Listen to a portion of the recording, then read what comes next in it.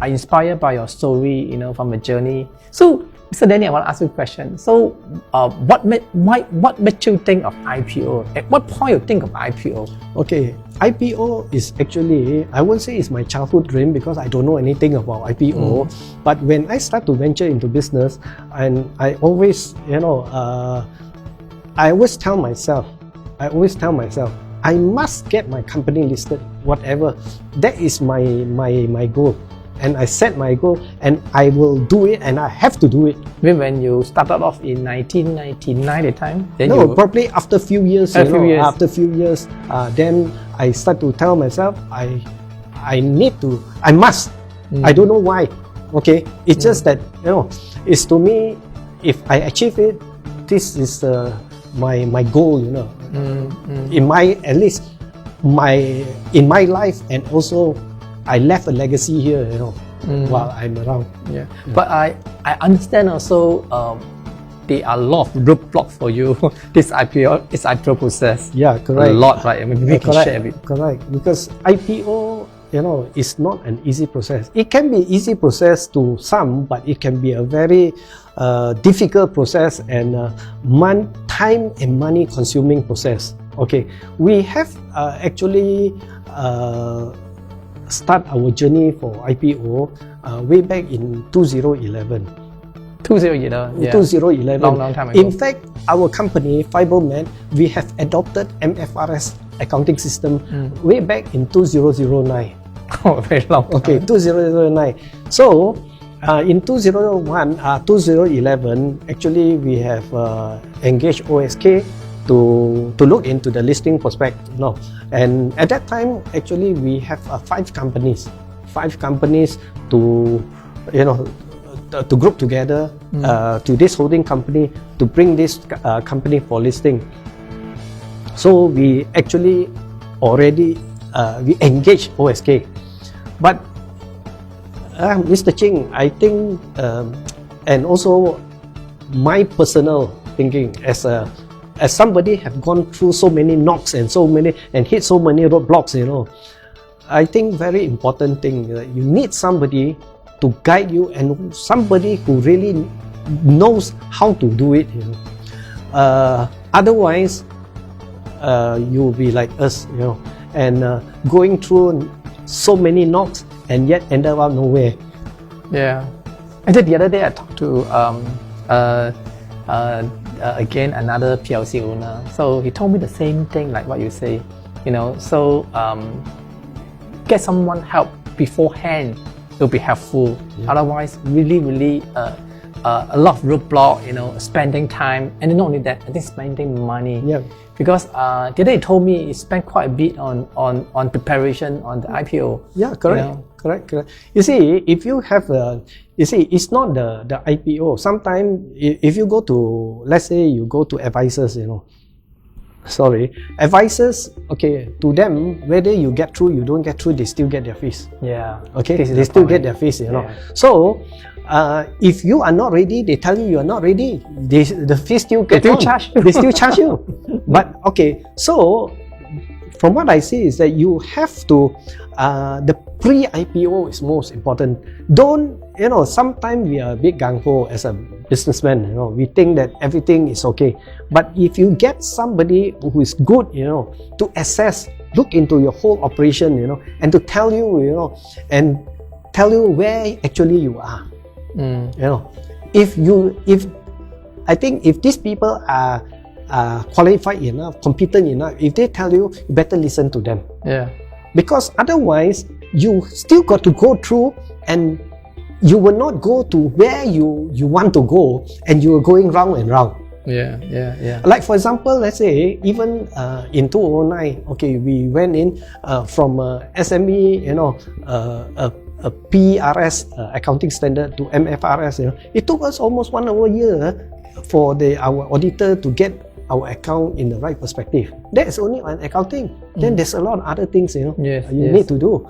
So I think better plan properly, get the right advice. So any particular incidents that you really hurt and then you feel very down and then at one time you feel I dropped this IPO plan before your IPO at the time, any kind of incidents that make you really want to give up? Okay, our last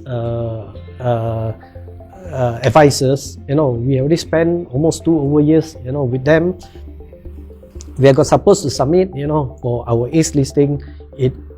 Eventually it doesn't happen, and last minute they withdraw. They just withdraw. We already spent the money. We already got everything. We already paid, so much tax, and everything is done. So what do we do? So at that time, actually, I was thinking of dropping the whole idea. That's it. Because we cannot move because they've been there unless we have to redo the whole thing again. Mr. Danny, may I know what is the reason that they withdraw? Because they can't just withdraw like that. I think there's 2 issues they brought up due to compliance. One is the what do you call the stamping? Stamping. The other one is they just can't ratify it and they just pull off. Yeah. I see. This is the what do you call this? The usual way they will do. So luckily, we have this the leap, which Bursa have been promoting. So since very done, we have actually our prospectus ready. Already. So now we are just going into go the leap first. I said we just get it done and see how Yeah. But I know you.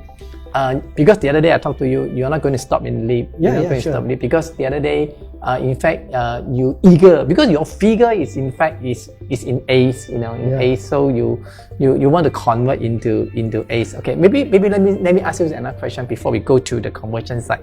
So now you list your company eventually in leap. You eventually list it. You still list, anyway. So what's the difference that you feel between as a Sandrian BERHAD and the listed BERHAD? So what's the main differences that you feel? I mean, like I said earlier, whether I get the ACE or I get LEAP, to me, as my personal ambition, I achieve one. Okay, at least I'm a listed company. Yeah. Okay, no doubt, LEAP counter, I mean, is not as it's not my aim, but I mean, sometimes in life, you can plan, but not necessarily you achieve what you want. But probably this is a part of the journey. That's why, like I say, we are not going to stop there. We are still planning and see how can we migrate or what can we do to go to the next level. Because LEAP, there's a lot of restriction. Okay, post IPO, pre-IPO. In order to find investor is not easy. I mean, especially now the market is so robust. So everything is so. I mean, who wants to invest in LEAP where there's no liquidity? Exactly. So this comes to the question that a lot of LEAP counter, because the other day I met another LEAP founder also, they all shouting, now jumping also, because of the migration of the system is still not there yet, from LEAP to ACE. Perhaps you can comment a bit on that, because I know that you commented in the Age. Yeah, in fact I've spoken to Bursa. I voiced out my frustration, and we need to know is there any guideline or roadmap, how we can do what we can do, Unfortunately, till today, even my last discussion with them, we still have to wait, Still have to wait. Yeah. But I heard and I came up, I saw some report, the so-called newspaper report on that. There will be some changes in the near future, hopefully, in ACE, it means in LEAP in ACE from Bursa. They'll take charge more on the ACE counter as well. I'm not sure this is true. But I think what you read is what I read. They mentioned that probably by middle of next year, the ACE, all ACE will be under Bursa. So probably then that might be a good news to the lead market. That might be the migration plan, the yeah. migration plan. So at that time, then Fibromat can migrate into. Hopefully, we can still achieve the result, and we achieve what we want, and that will be it will be a bonus. Yeah. Okay, talk about because going for IPO, a gong day. Just because I saw your picture that you have a gong in Pusa. Is to me it's a memory day. Yeah. Like what you set your dream, in a very early stage in your career. That I want to list one day. So talk about the day, the feeling of the day. When you gong, what do you feel? Today eventually I really list my company. Like I say, probably leap is not like I say what we want, but I can tell you that night I can't sleep. I was waiting for the next morning, because I was so anxious, because this is something that I've been fighting, I've been wanting to get more than 10 years, Yeah, this is something, and it materialized, it's just like my dream come true. So yeah, we went there very early, get ourselves prepared, the moment that hit the gong, I would say that probably also released some weight from my shoulder. At least I have done something, which has been so heavy on my shoulder, trying to get it, But at least I got something, To me this is a consolation. I always tell myself, sometimes you might not get it, but at least you got something. At least you are somewhere. Because I met a lot of SMS, I met a lot of businessmen. IPO journey is what they always plan for, what's their always aim, and then not all, and I would say majority can make it seriously. People look at the number now. Look at number now, less than 1,000 company, including less than 1,000 is listed. Whereas total business that are in SSM reported are almost 1 million.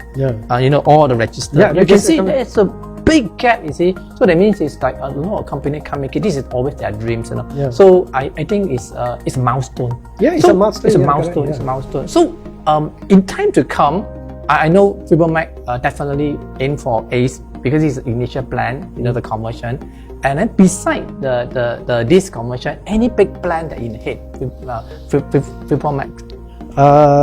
I would say that we are talking also some M&A. We have some suitors, from overseas companies. We also have suitors from local main board companies who might take us. We will see how it goes, but at least there are plans. We will see whichever is better. It can give us the best option. That means the accountant might take you guys, and you might take someone else as well. That is open. I see. We might merge with another company, or we are also on road to ACE. We might also acquire some other companies to boost up our work, and also turn over. This is something that I think a lot of Central BERHAD they can't really do it, because you want to acquire another company or merge with another company, you need a hard cash on that, whereas in listed entity you can exchange share. So this is something that which Central BERHAD cannot do. So Fibromat in time to come, you have some plan in your mind, and then conversion ACE road. Okay, perhaps if let's say need some advice from you because you are already listed, okay, in LEAP. Let's say asking you give some so-called advice to those not listed yet. What is your advice to them? What is my advice to those not listed? Like I say, if you think that you meet the minimum criteria, okay, then you must consult a right advisor. I always say the right advisor. There are so many advisors, not necessarily everyone are right. And also like the IPO team, you must choose the winning team. Some, even from the same company, might not have the the right people doing for you. So always consult the right people before you undertake this exercise, because this exercise can be very time consuming and can cost a lot of money. And a lot of, actually I've also seen some company on road to listing actually went bust because of the, they spend a lot of time, money, whereas even the business, actually being affected. Because they never focus, and then they just concentrate on this corporate game, and then they never concentrate on their business. So I think to me, I always advise my client and always share a lot. I think fundamental must be there. Your business must be there. Your business model must be sound, must be sustainable. I think whatever you want to do, you have to take care of your business first. If your business is not sound and not sustainable and with a right amount of growth, then I think you have to think twice.